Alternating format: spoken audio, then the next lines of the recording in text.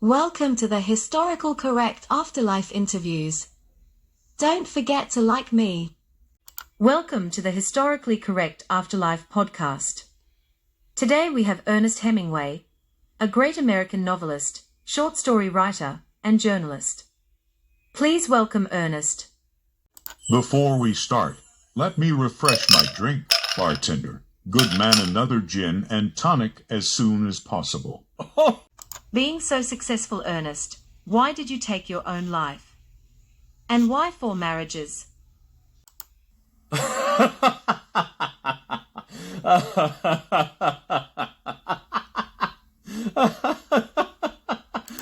Hey Arnie, it's me Hadley. Remember me? Your first wife. You no good cheater. It's me, Polly, How are you wife of doing, Ernest. bastard?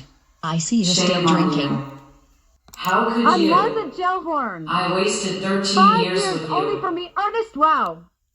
What are you doing to I'm women? Mary Welsh, fourth and final wife to Ernest Hemingway. He liked me more than the other wives. Guess I'm special. My final years were marked by a tumultuous marriage to my 4th wife, Mary. We met in London in 1944, while I was still married to my 3rd wife, Martha Gellhorn. Mary and I had a passionate and intense relationship, but it was also fraught with conflict and tension. For a while, we were happy together. I was still at the height of my literary powers, and Mary and I enjoyed traveling and socializing together. But as my health declined and my depression deepened, our relationship began to suffer. Mary was often caught in the middle of my moods, which could swing wildly from elation to despair. I would sometimes lash out at her, accusing her of being unsupportive or unfaithful, even though there was no evidence to suggest that she had ever been anything but devoted to me. Despite our difficulties, Mary and I remained together until the end of my life, but our relationship was strained, and there were signs of trouble even in the final months before my suicide. In the early 1960s, my mental and physical health were in serious decline. I had suffered a series of accidents over the years, including a plane crash and a hunting accident, that left me with chronic pain and diminished mobility. As my health deteriorated, I became increasingly paranoid and suspicious of those around me. I believed that I was being spied on by the FBI.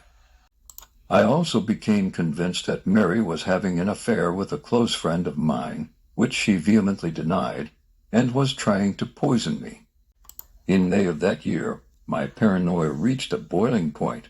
I confronted Mary about her supposed affair and accused her of trying to kill me. The incident left a deep rift between Mary and me, and she decided to leave Ketchum and return to our home in Cuba. I remained in Ketchum, where my mental and physical health continued to deteriorate. I was hospitalized several times in the months leading up to my suicide and was under constant medical care. Despite the falling out between Mary and me, she remained devoted to me until the end of my life. Well, thank you, Ernest Hemingway, for the candid explanation regarding your relationship with Mary and your suicide. Please like and subscribe to the Historically Correct Afterlife interviews. Thanks, everyone.